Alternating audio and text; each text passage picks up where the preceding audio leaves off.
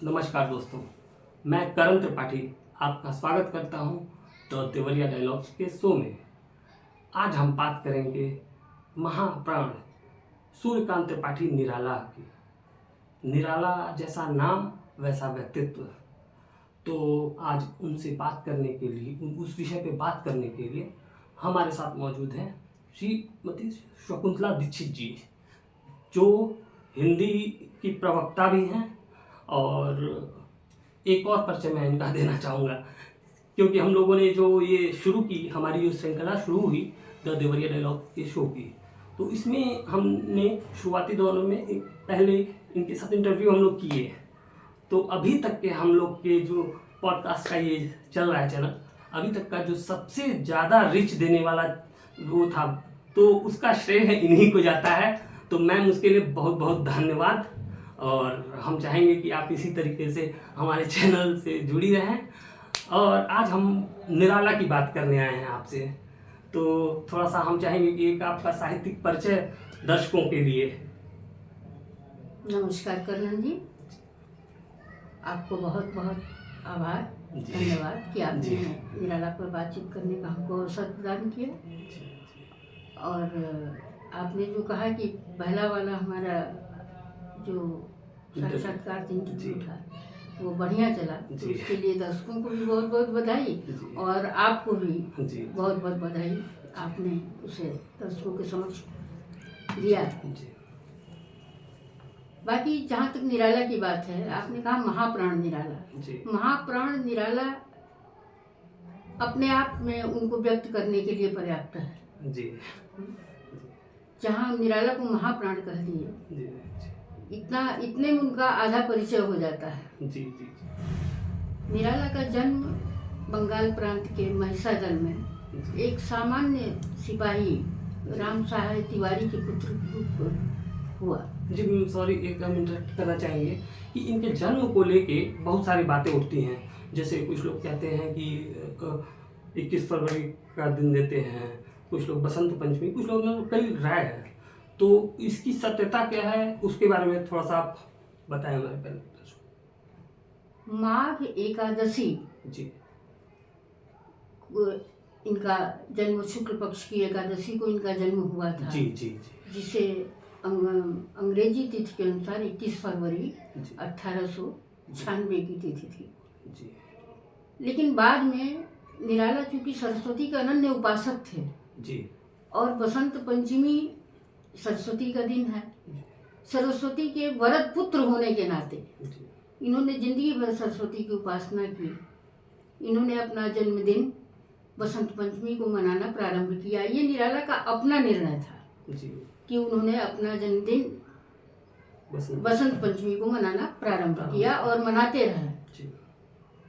जैसा कि मैंने कहा कि सरस्वती के वरद पुत्र थे जी, तो निराला ने लिखा कि वरदे वीणा वादिनी वरदे, और वीणा वादिनी प्रसन्न हुई इनके ऊपर। निराला ने जो लिखा वह अपने आप में अद्वितीय है। लेकिन एक जो बात हुई इनके जिंदगी में कि लक्ष्मी सदा सदा के लिए इनसे रूठी रहती जी जी। लक्ष्मी कभी प्रसन्न नहीं हुई।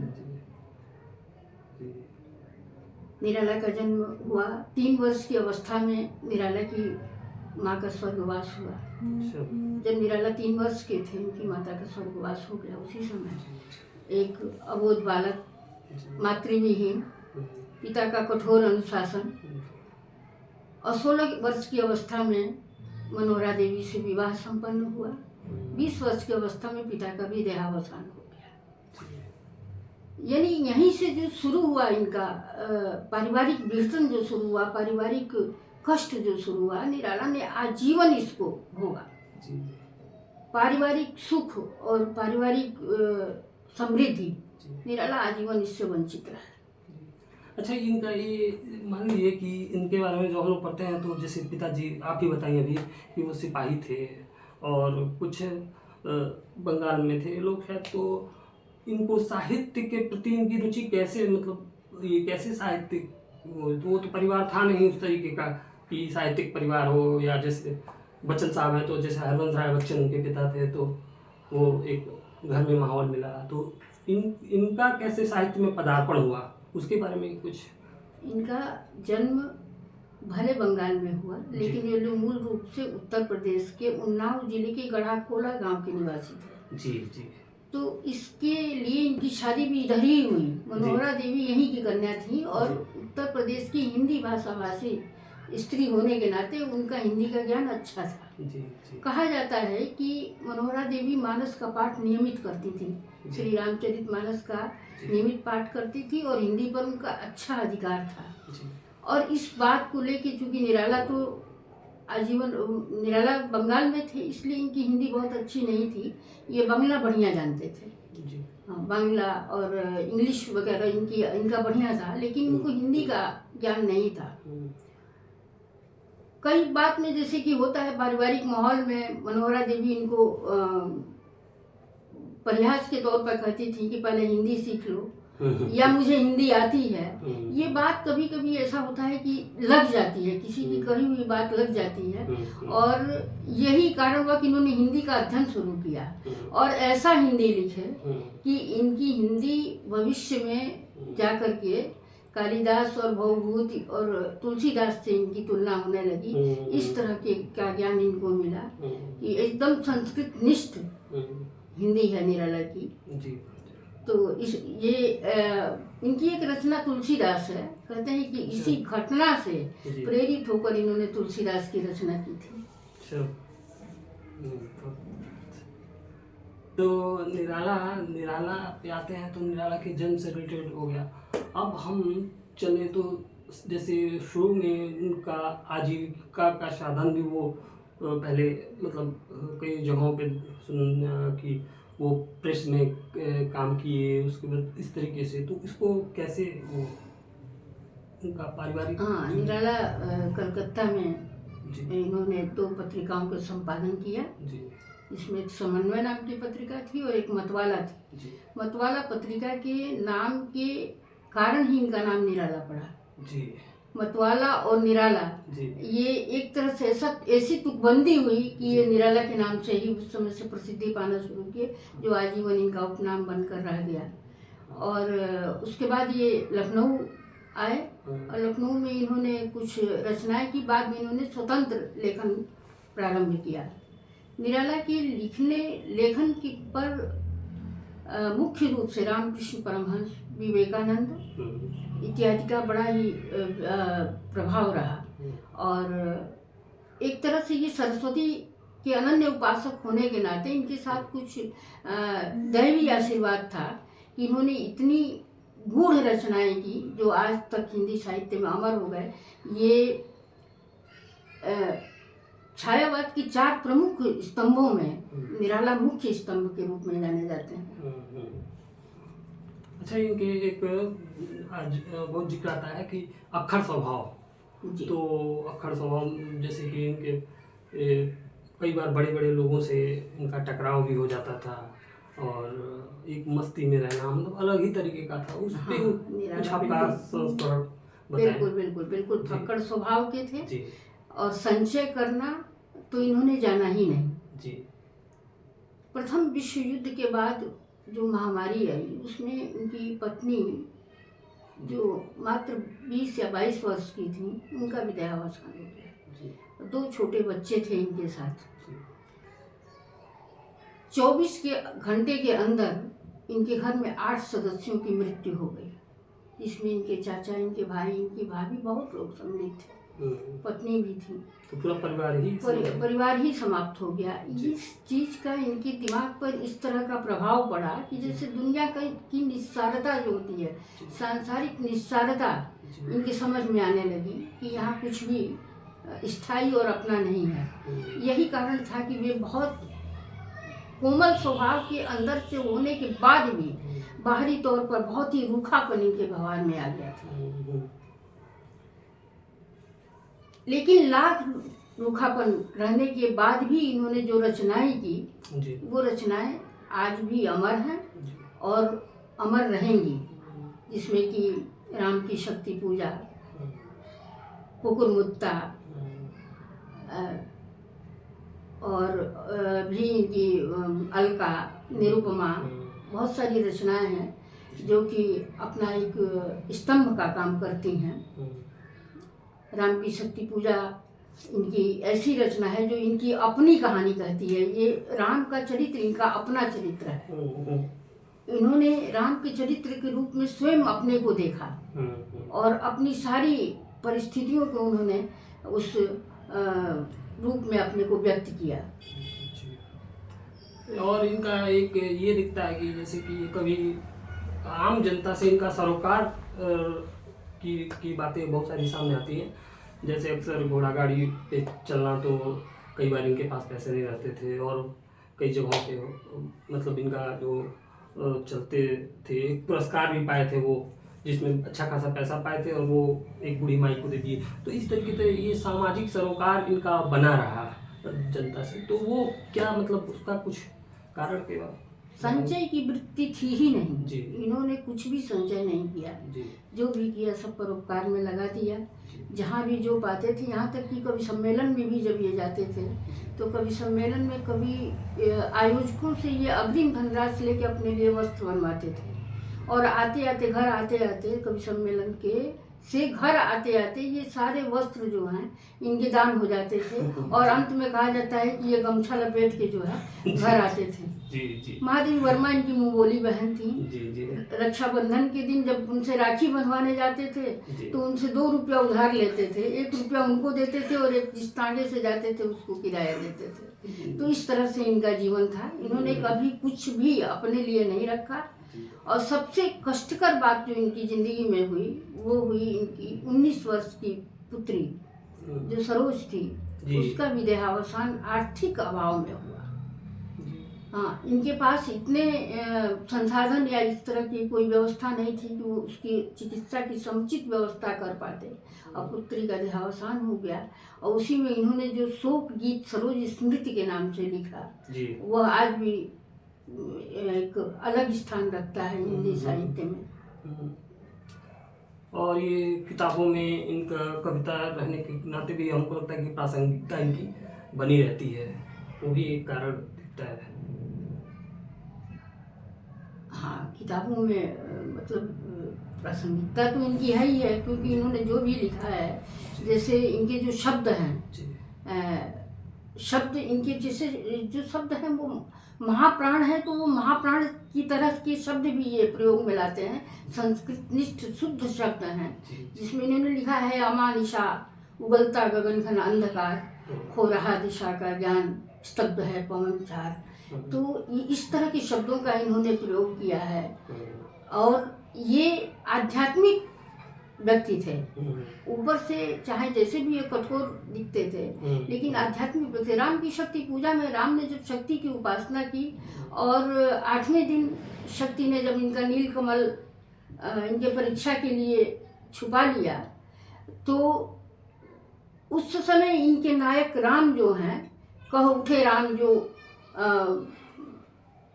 यह है उपाय, कह उठे राम जो मंदित घन, कहती थी माता मुझे सदा राजीव नयन। और अपनी एक आंख अर्पित करने के लिए जब तैयार हो जाते हैं राम, तो ये इनकी आध्यात्मिकता की चरम उत्कर्ष को प्रदर्शित करता है।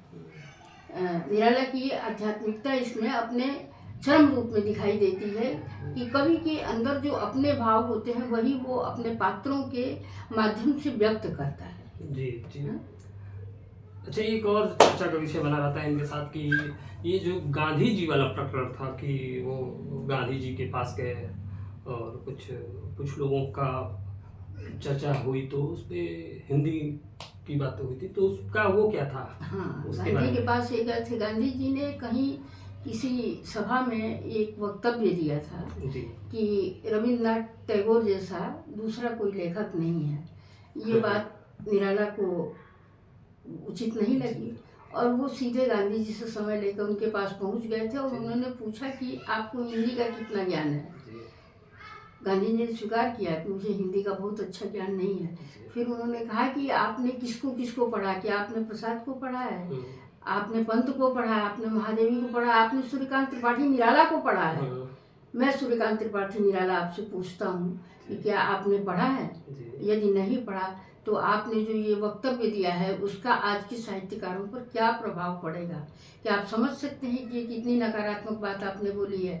गांधी जी को निरुत्तर कर दिया निराला ने, और गांधी जी उठकर सभा से चले गए, और समय मांगने पर भी जो है निराला को समय नहीं मिला। वो अपनी कुछ पुस्तकें गांधी जी को देना चाहते थे, जिसे पढ़ करके भी वो अपना कुछ दूसरी राय कायम कर सकें, लेकिन ऐसा संभव नहीं हुआ। निराला गांधी जी से ही नहीं, नेहरू जी से भी एक बार उनकी कड़ी बातचीत हुई थी इसी तरह के हिंदी को लेकर के।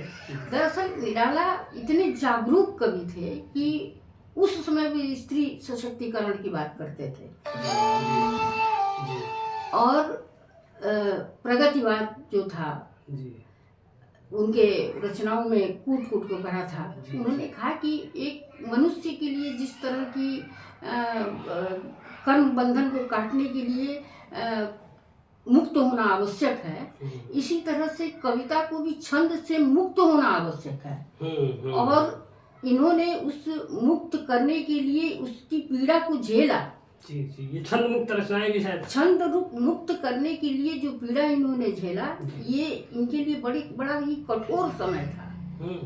दूसरी बात जो इनके साहित्य में हमें देखने को मिलती है वो ये है कि जैसे हम नायक जब बनाते हैं अपनी साहित्य में, तो हमारे नायक राजा होते हैं, राजकुमार होते हैं, समाज के प्रतिष्ठित लोग होते हैं। लेकिन निराला के नायक ऐसे नहीं थे। निराला के उपन्यास के नायक कुल्ली भाट थे, बिल्लेसुर बकरिया थे, भिक्षुक थे, वह तोड़ती पत्थर वाली स्त्री थी। यानी समाज के निचले तबके के जितने लोग थे, जो आर्थिक रूप से विपन्न थे, वे लोग इनके नायक थे। और इन्होंने सौंदर्य देखा तो वहां देखा, इन्होंने गुलाब में सौंदर्य को नहीं देखा, इन्होंने कुकुरमुत्ता में सौंदर्य को देखा। जी।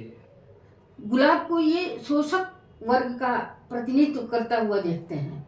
एक शोषक वर्ग है जो कि गुलाब को खाद चाहिए, माली चाहिए, पानी चाहिए, पूरा उसको एक माहौल चाहिए जिसमें गुलाब खिलता है। लेकिन कुकुरमुत्ता के लिए कुछ भी नहीं चाहिए, वो तो कहीं भी उग जाता है।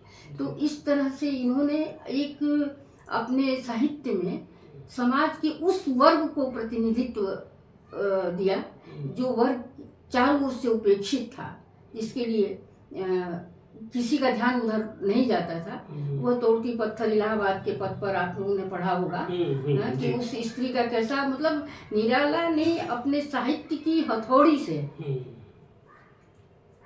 उच्च वर्ग की अट्टालिकाओं को तोड़ा है। वह तोड़ती पत्थर नामक कविता से उन्होंने उच्च वर्ग की अट्टालिका को तोड़ने का प्रयास किया है। ऐसा किया उन्होंने। और अब जैसे कि वो जब जीवित थे तो उनके रचनाएं जो रहती थी, तो लेकिन जो उनकी जब मृत्यु हुई तो उसके बारे में हम सुनते हैं कि उसके बाद सरकार, समाज, संस्थाएं मतलब उनको इतना महत्व दी, लेकिन वो जीते जी उनको कई सारी आर्थिक तंगियों का भी सामना करना पड़ा अंतिम समय में। कई लोग कहते हैं कि कुछ बीमारी थी, तो उस पर क्या मतलब आपका क्या विचार है? उनका अंतिम समय बिल्कुल ही अच्छा नहीं था जी। इलाहाबाद की दारागंज में उन्होंने अंतिम सांस लिया अपना जी। और बहुत ही विपन्नता में, यहाँ तक कि उनकी मानसिक दशा भी उस समय सही नहीं थी जी। मानसिक दशा भी विपरीत स्थितियों को झेलते झेलते वे मानसिक रूप से विक्षिप्त अवस्था को प्राप्त हो गए थे। और लेकिन किसी तरह की कोई सामाजिक सुरक्षा या आर्थिक सुरक्षा या आप जो भी कहें, कहीं से कुछ भी उनको प्राप्त नहीं हुआ। और कहते हैं कि उसी एक प्रकरण आता है कि उसी विक्षिप्तता की अवस्था में या मानसिक असंतुलन की अवस्था में एक बार वो दरवाज़ा बंद करके और किसी को बहुत मार रहे हैं, ऐसा बाहर से सुनाई दे रहा था कि किसी की बहुत पिटाई कर रहे हैं। लोग परेशान हो गए कि कौन है जिसके साथ इनका इस तरह का ये व्यवहार चल रहा है। और जब दरवाज़ा खोल के ज़बरदस्ती देखा गया तो वो तुलसीदास की फोटो को मार रहे थे। और जब पूछा गया कि आप ऐसा क्यों कर रहे हैं, तो उन्होंने कहा कि इन्होंने कुछ नहीं छोड़ा है जो मैं लिखूं। इन्होंने इतना लिख दिया है कि मेरे लिए कुछ छोड़ा ही नहीं है जिसे मैं लिखूं। और इतना ही नहीं था, निराला जो है इतने संतुलित शब्दों का प्रयोग करते थे, इतने ज्यादा मतलब वो एक तरह से एक प्रेमी भी थे और एक विरक्त भी थे। वो असमान भी थे और निराशा की कभी कभी घोर अंधकार में डूब जाते थे। तो इस तरह से निराला का व्यक्तित्व दोनों में समन्वय करके चलने वाला व्यक्तित्व था। और उनकी जो रचनाएं हैं वो आज भी प्रासंगिक हैं, उतनी ही जितनी उनके समय में थी। और इन कालजयी रचनाएं हैं इनकी, और हमको लगता है कि ये जब तक रहेंगी तब तक ये इनकी प्रासंगिकता इसी तरह बनी रहेगी। जी,